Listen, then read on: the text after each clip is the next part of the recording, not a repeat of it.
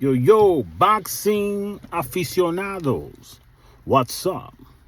What's going on? Hey, yo, check this out. Great fight. Well, not great fight, but adequate performance, or rather great performance by Janibek against Malikonovic, something like that.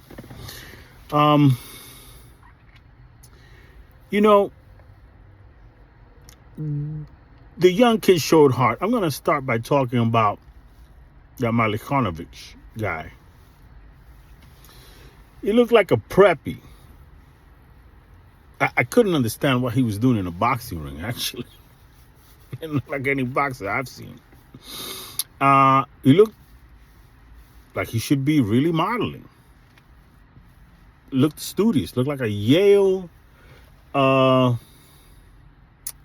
underclassman, And there he was in the ring against the middleweight champion of the world, the Unified Middleweight Champion of the world, Janibek. Now the kid's record was actually pretty good. Malikonovic was 21 undefeated, 21 wins, 0 losses, 13 knockouts. So 21 wins, 13 knockouts. You're knocking out more than 50% of your opponents, which is pretty good. I mean, you're no Mike Tyson, but you're no Devin Haney. Anyway, the kid had pop and he had heart. And Janibek got off to a great start. See, it's what you call a trap fight. And the concern with Janibek, I believe, was A, that he had trouble making the weight. B, after making the weight, will he have his legs and the strength to go through with the fight? Maybe he should have moved up. And C, would he underestimate his opponent and take him too lightly and get caught with something?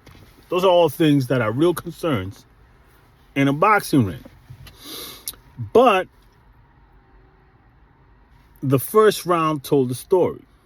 First of all, the kid couldn't get out the way of Janibek's jab.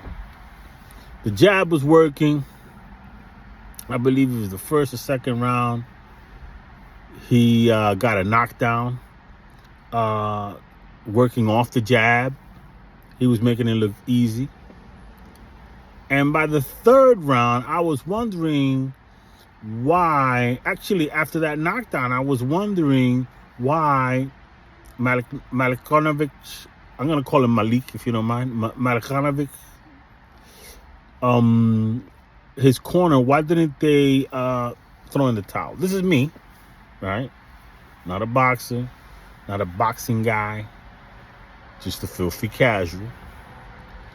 And I view the sport from a spectator's, an interested party's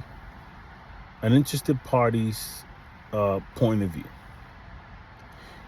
Meaning that I'm like, man, this kid, clearly he can't mess with this guy. Clearly he can't deal with, he's outclassed thoroughly in technique, skill, power, what have you. Why would you send this kid out for a 4th, 5th round? Why don't we call it a day and preserve this young man? That's what I was thinking. Because the kid, like I said, good-looking kid, is good enough to get to 21-0. Why are you going to ruin the rest of his career if this is what he decides to do for a living? Maybe you can go through the experience of getting beat by a champion, go back, build him up, and he could get better for that, and maybe get another payday against somebody else who might need a common opponent with Janibek, and sees him. Let's see what we can do against this kid. Point is, he can make a good living from this if he plays his card right. If he can make a good living from boxing, but you don't need to have a traumatic brain injury to do that. And at that point, I was a little concerned. Actually, I was concerned that that's what you're doing. And to send him out there and deal with that monster of Alimkhanalai, who, by the way, has concussive power, but not shocking one punch kind of power. And sometimes those kinds of fighter do more damage than the Mike Tysons of the world. And I'll tell you what the difference is. If you have a Mike Tyson type power KO artist that hit you once, you're out. You have to Alimkhanalai, they'll beat you the hell down for 12 rounds, 9, 10 rounds, and then you go down suffering an accumulation of blunt force trauma. It's cumulative, the damage that he does, and sometimes that has deeper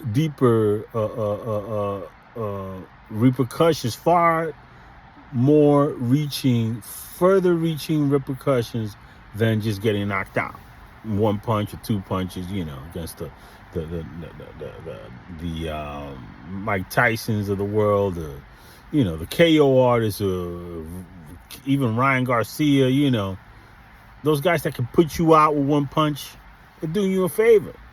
Alimkhanalai is not like that. He's the type of guy that can cause serious brain injury. And I wouldn't want that for the kid. So I was wondering why you're sending him out there. But to my surprise, the kid, showing heart to his own detriment, goes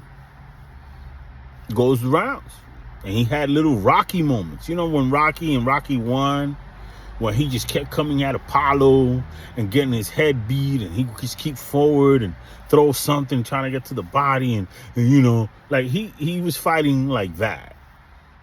And the result was that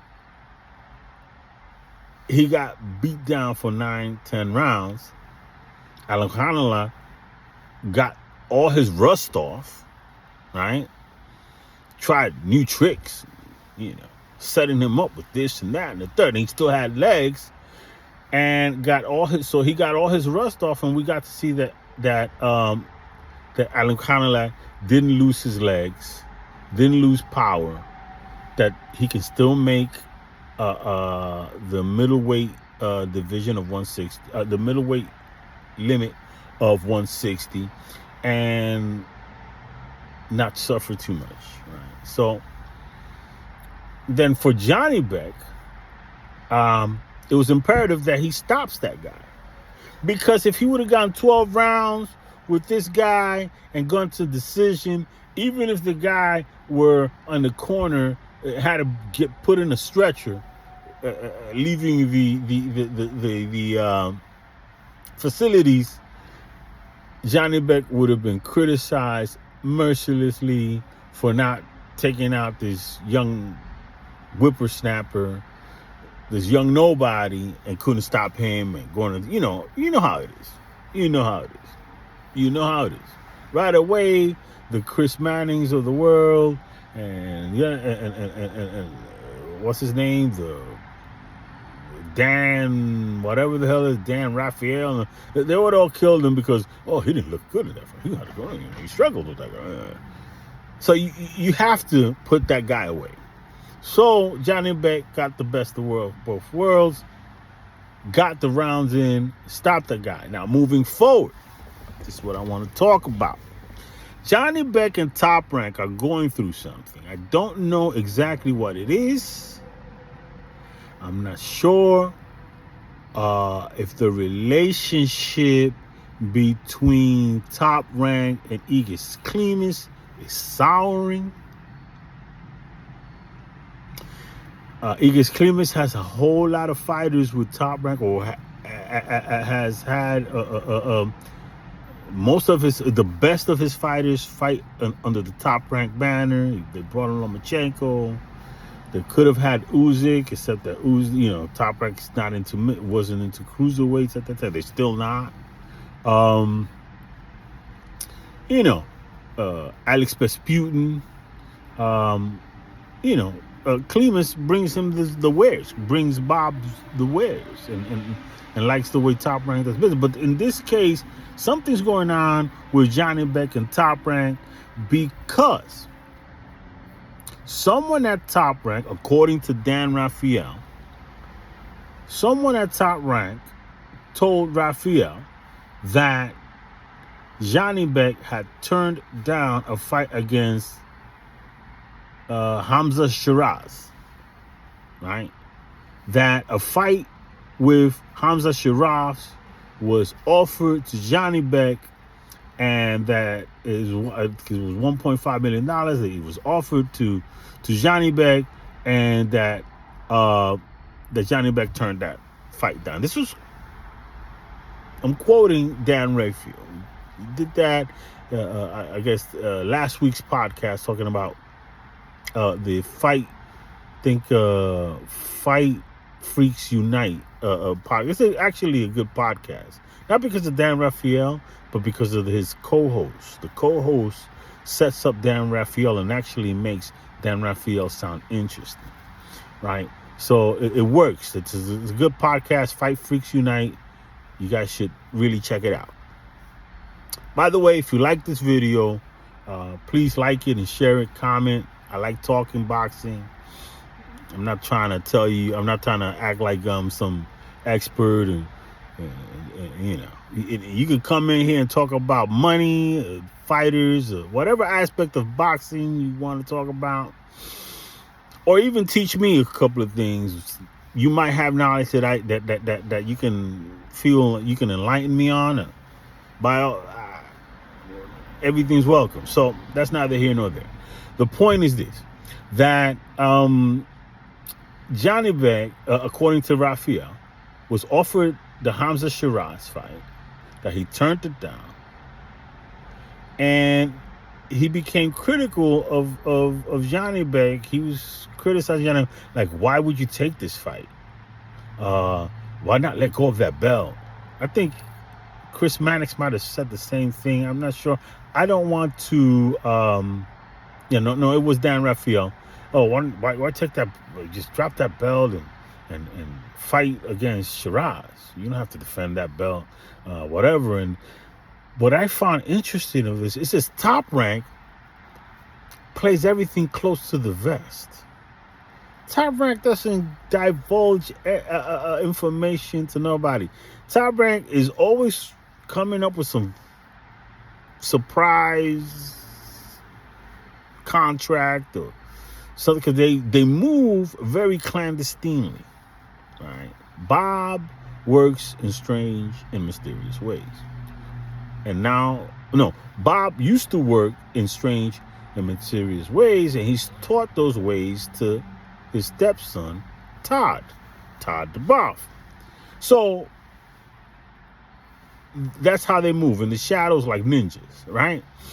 So it was surprising to me that Dan Rafael reveals that someone at Top Rank told him about Janibek turning down his fight, which is really Klimas turning down the fight. They were trying to make it seem like Janibek didn't want that fight, and Shiraz, and like he's afraid of. Janibek's definitely not afraid of Hamza Shiraz. He's not.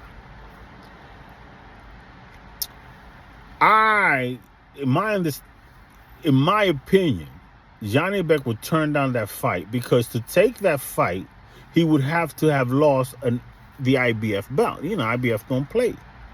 You got a Mando, give me my Mando, and then you could do what you want. So the timing of the offer was probably off. And that's why they turned down the fight. But again, the fact that someone at Top Rank told, if it's true, the fact that someone at Top Rank would divulge that to Dan Rafael, you know, why would Top Rank want to put that out there? Because if somebody divulged that information, it's because they wanted to bring about an effect.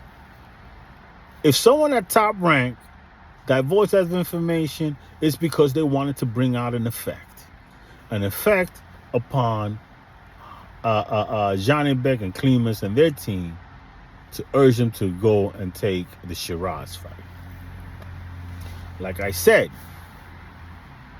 if I'm Klimas and Janibek, I'm looking at it from this point of view. Janibek's value is in being unified. That's his total value. He's from Kazakhstan. People from small countries who are doing their fighting in the United States, they need belts in order to get paid, paychecks.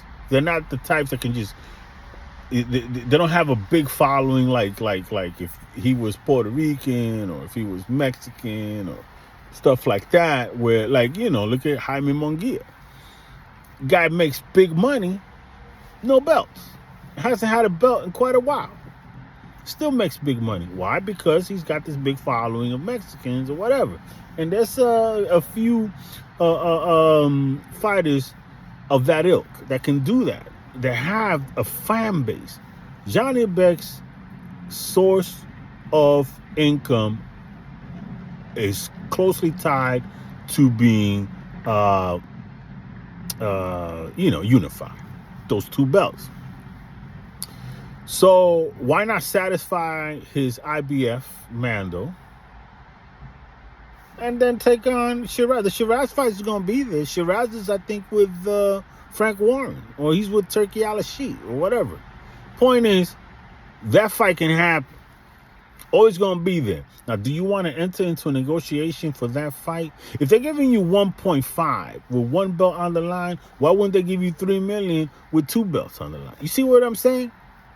So that's my thinking. And I would love to see that fight, just to see Janibek get in a fight where writers like Dan Rafael want to see that fight and then really start hyping that kind of fight event. Maybe it'll take place in Saudi Arabia, or maybe it'll take place in the UK, and have some kind of hype, because Janibek needs that. He needs big fights in big venues so that he can now go after the other two belts, get those guys in the ring. Right? Now, as it stands now, Janibek could go for Erislandy Lara. You know, Erislandy Lara isn't making no money with nobody. You know the PBC, the state of the PBC. You're 40-something years old. Why not unify against Janibek? Or are you going to unify against Carlos Adames for a broke-ass outfit like PBC?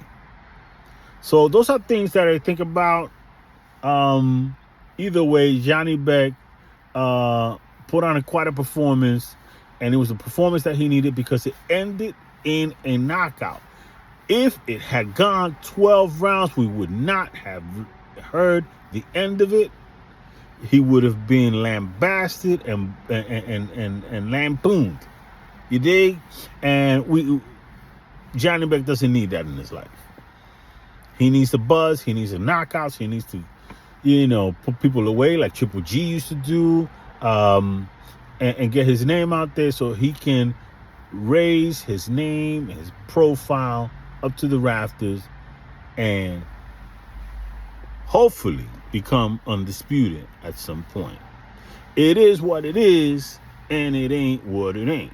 This is Next Level Boxing Talk for boxing aficionados. I am the Filthy Casual. Peace. I'm out.